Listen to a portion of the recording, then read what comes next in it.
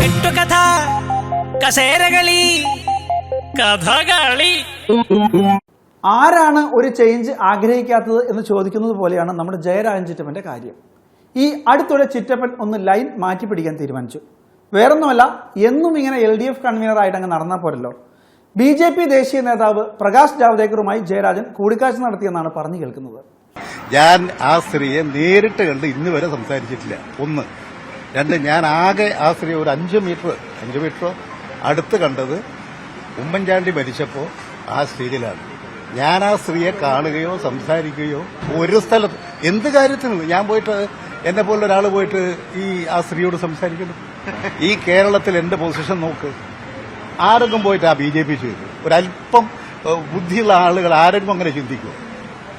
ഇവരെ പോലെ അല്പബുദ്ധികൾ ചിന്തിക്കാന്നല്ലാതെ. ഞാൻ ഈ കേരളത്തിലെ ഏറ്റവും പ്രധാനപ്പെട്ട ഒരു പൊതുപ്രവർത്തകനല്ലേ. ഞാൻ പോയിട്ട് BJP ചേരുവോ കേരളത്തിൽ? അയ്യയ്യ, വൃത്തികെട്ട ഇങ്ങനെ കാര്യങ്ങൾ നിങ്ങൾക്ക് തന്നെ ഈ കാര്യങ്ങൾ ചോദിച്ച് മനസ്സിലാക്കി പറഞ്ഞുകൂടെ?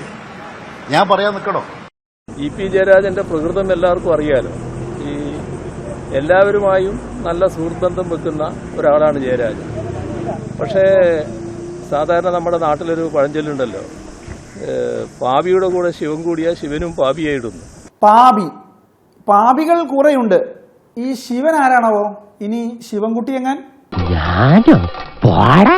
മുഖ്യമന്ത്രിയുടെ വിമർശനം ഒരു വലിയ സന്ദേശമാണ്. അത് എല്ലാവർക്കുമുള്ളതാണ്, ഞങ്ങൾക്കുള്ളതാണ്, അതുപോലെ തന്നെ പൊതുപ്രവർത്തകർക്കുള്ളതാണ്, മാധ്യമങ്ങൾക്കുമുള്ളതാണ്. ഈ കൂട്ടുകെട്ടിൽ എപ്പോഴും ശ്രദ്ധിക്കണം. നമ്മുടെ നാട്ടിൽ ഉറക്കപ്പായെന്ന് എഴുന്നേൽക്കുമ്പോൾ തന്നെ ഇന്ന് ആരെയാണ് വഞ്ചിക്കേണ്ടത് എന്ന് ആലോചിച്ചുകൊണ്ട് ആ ഉറക്കു തെളിയുന്ന ആളുകളുണ്ട്. അത്തരം ആളുകളുമായി കൂട്ടുകെട്ട് അല്ലെങ്കിൽ ലോഹ്യം അല്ലെങ്കിൽ അതിർകവിഞ്ഞ സ്നേഹബന്ധം അതൊക്കെ സാധാരണഗതിയിൽ ഉപേക്ഷിക്കേണ്ടതാണ്. നല്ല കൂട്ടുകെട്ടുകളാണ് ആളുകളെ മഹാമാരാക്കുന്നത്. ഉദാഹരണത്തിന് ഇപ്പോ ഗാന്ധിജി ജവഹർലാൽ നെഹ്റു ആയിരുന്നു കൂട്ട്. വേണ്ട, അത് വിട്. നമ്മുടെ ജയലളിത ശശികലയാണല്ലോ കൂട്ട്.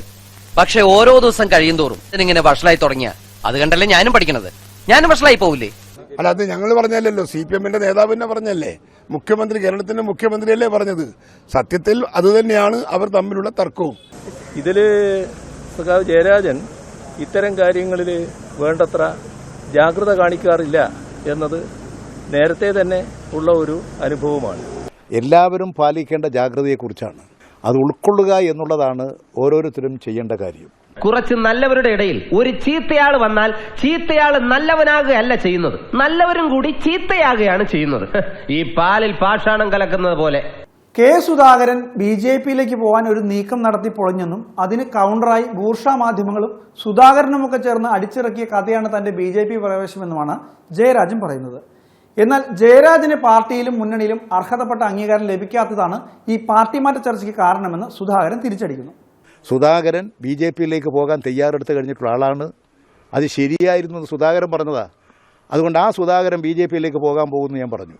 അതിന് 1 മണിക്കൂർ കഴിയുമ്പോൾ കൗണ്ടറായിട്ട് ഞാൻ തന്നെ BJP-യിലേക്ക് പോകുന്നു എന്ന് വാർത്ത കൊടുക്കുന്നത് എന്ത് ധാർമ്മികതയുടെയും സത്യത്തിൻ്റെയും വശമായിട്ടാണ്? ഒരു പല കാര്യങ്ങളിലും ജയരാജനെ കൺസിഡർ ചെയ്തില്ല എന്ന കാര്യത്തിൽ അദ്ദേഹത്തിന് പരാതിയുണ്ട്. ആ പരാതി പാർട്ടിയുടെ ഫോറത്തിൽ പോലും പറഞ്ഞിരിക്കുന്നു. ആ പറഞ്ഞതിനൊന്നും പരിഹാരം ഉണ്ടായിട്ടില്ല. അതുകൊണ്ട് തന്നെ മായ്ച്ചു കളയാത്ത ഒരു പ്രതികാരം അദ്ദേഹത്തിന്റെ മനസ്സിലുണ്ട്. അതാണ് ഇതിന്റെയൊക്കെ അടിസ്ഥാന കാരണം. നമ്മുടെ കാശിന് പറ്റുകൾക്കൊക്കെ നല്ല വിലയുണ്ട്, നമുക്ക് മാത്രം ഒരു വിലയില്ല. അങ്ങനെ ഒരുപാട് സ്ഥലത്ത് കാശ് കൊടുത്തിട്ട് എനിക്ക് പണി കിട്ടിയിട്ടുണ്ട്. അതുകൊണ്ട് ആ പരിപാടിയെ നിർത്തി. ഈ കേരളത്തില് ഏറ്റവും അധികം സംശയകരമായ സാഹചര്യത്തിൽ നിൽക്കുന്ന ഒരു വ്യക്തിക്ക് ഇതിന്റെ സാക്ഷിയായി വരാൻ കഴിഞ്ഞു വന്നത് നാം കാണേണ്ടതായിട്ടുണ്ട്. ആ മനുഷ്യനാണെങ്കിൽ എങ്ങനെയായാലും എനിക്ക് പണം കിട്ടണം എന്ന ചിന്ത മാത്രമുള്ളയാളാണ്. ആരാണോ പണം കൊടുക്കുന്നത് അതിനനുസരിച്ച് വാദങ്ങൾ അണിനിരത്താൻ ഒരു മടിയുമില്ലാത്ത ഒരാൾ. അത്തരം ആളുകളുമായിട്ടുള്ള ബന്ധമോ ലോഹ്യമോ പരിചയം ഇപ്പോൾ ആർക്കും വേണ്ടതായിട്ട് വരും. പക്ഷേ ആ പരിചയത്തിനപ്പുറമുള്ള ഒരു നില സ്വീകരിച്ചു പോകരുത്. അല്ല, ഞാൻ തന്നെ ചില കാര്യങ്ങൾ പറഞ്ഞിട്ടുണ്ട്. എനിക്ക് എന്നെ പറ്റിക്കാൻ ഇതുവരെ കഴിഞ്ഞിട്ടില്ല. ചിലപ്പോൾ മിസ്ഗൈഡ് ചെയ്യാൻ വേണ്ടി എന്നെ പറ്റിക്കാൻ കഴിഞ്ഞിട്ടില്ല. അതെനിക്ക് ഉറപ്പിച്ച് പറയാൻ സാധിക്കും. എന്നെ വഞ്ചിക്കാനോ ചതിക്കാനോ പറ്റിക്കാനോ കഴിഞ്ഞിട്ടില്ല. അതുകൊണ്ട് അദ്ദേഹം അതിനൊന്നും ശ്രമിക്കാത്ത ആളാണെന്ന് ഞാൻ കണക്കാക്കുന്നില്ല. പക്ഷെ ഞാൻ എൻ്റെ ബുദ്ധിയും കഴിവും ശക്തിയും കൊണ്ട് ഇത്തരത്തിലുള്ളതിനെല്ലാം പ്രതിരോധിക്കാൻ ജാഗ്രതയോടുകൂടി പരമാവധി ശ്രമിക്കാറുണ്ട്. ഈ പോസ്റ്ററിലൊക്കെ എഴുതിയേക്കണ പോലത്തെ ആളാണ് കാര്യരുമ്പിന്റെ കരുത്തും കുട്ടികളുടെ മനസ്സും. ഞാൻ കേട്ട തിരിച്ചാ കാര്യരുമ്പിന്റെ മനസ്സും കുട്ടികളുടെ കരുത്തുന്ന. ജാവേദ്കറെ കാണുന്നതിലോ സംസാരിക്കുന്നതിലോ എന്താ തെറ്റ്? എത്രയോ തവണ ജാവേദ്കറെ ഇപ്പം ഞാൻ കണ്ടതാണ്. ഈ തെരഞ്ഞെടുപ്പ് പ്രചരണം ആരംഭിച്ച് ആ ഘട്ടത്തിൽ തന്നെ ഒരു ദിവസം ജാവേദ്കറോട് ഞാൻ പറഞ്ഞു, നിങ്ങൾ നിങ്ങളുടെ പരമാവധി ശ്രമം നടത്തുകയാണല്ലേ, നമുക്ക് കാണാന്ന് പറഞ്ഞാൽ നിങ്ങൾക്കൊന്നും കിട്ടാൻ പോകുന്നില്ല. അതാണ് എൻ്റെ മനസ്സിൽ. അത് ആ നിലക്ക് കാര്യങ്ങൾ പറയുമല്ലോ, അതൊന്നും ശത്രുതയിലല്ല, കാര്യങ്ങൾ എപ്പോഴും സംസാരിക്കുമല്ലോ. അങ്ങനെ ഇത് ഏകദേശം പരസ്യമായി എന്ന മട്ടിൽ പറഞ്ഞ കാര്യമാണ് ഞാൻ. അപ്പോൾ അത്തരത്തിലുള്ള ആളുകളെ കാണുന്നതിലോ സംസാരിക്കുന്നതിലോ ഒന്നും ഒരു വിശകുണ്ട് എന്ന് ഞാൻ കാണുന്നില്ല. എന്റെ ഒരു ഫ്രണ്ട് ഉണ്ടായിരുന്നു കേന്ദ്രമന്ത്രി, എന്താ അയാളുടെ പേര്? അങ്ങനെ മരിച്ചുപോയില്ലേ? മരിച്ച അയാൾക്ക് പേരുണ്ടാവില്ലേ? മേനോനെ. മരിക്കുന്നത് വരെ എന്നും ഡൽഹിന്ന് വിളിക്കും, ഞാൻ ഫോൺ എടുക്കുകയില്ല. വലിയ ശല്യ. ഇടതുപക്ഷ രാഷ്ട്രീയക്കാരും വലതുപക്ഷ രാഷ്ട്രീയക്കാരും എല്ലാ വിഭാഗത്തിൽപ്പെടുന്നവരും ഇവിടെ വരാറുണ്ട്. ആ വരുന്നവരൊക്കെ ഇവിടെ വന്നാൽ അവരോട് നിങ്ങളോട് സംസാരിക്കാൻ ഇഷ്ടമില്ല, ഇറങ്ങിപ്പോ എന്നൊന്നും ഞാൻ പറയാറില്ല. വന്നാൽ എല്ലാവരും വന്നാലും ഇവിടെ ഒരു ചായ കൊടുക്കാൻ പറ്റിയ ഒരു ചായ കൊടുക്കും.